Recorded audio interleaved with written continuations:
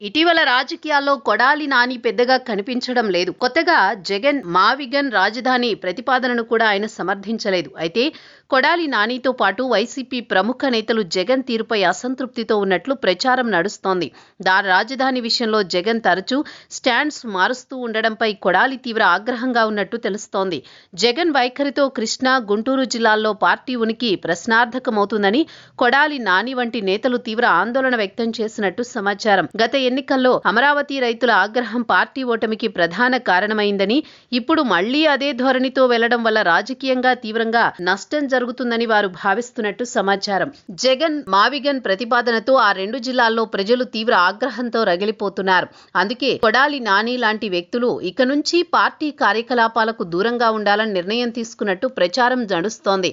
ఇప్పటి వరకు వైసీపీ అనుకూలంగా వ్యవహరించిన ఎనలిస్టులు సైతం బాహాటంగానే జగన్ తీరును తప్పుబట్టిన సంగతి తెలిసిందే. కొడాలి నాని వంటి వారి అభిప్రాయం కూడా అదే. అమరావతికి వ్యతిరేకంగా జగన్ మావిగన్ ప్రతిపాదన చేశారు. అమరావతికి ప్రత్యామ్నాయంగా ఈ కొత్త కారిడార్ను రాజధానిగా చూపించాలని జగన్ ఆలోచన క్షేత్రస్థాయిలో విఫలమైందనే విమర్శలు వినిపిస్తున్నాయి.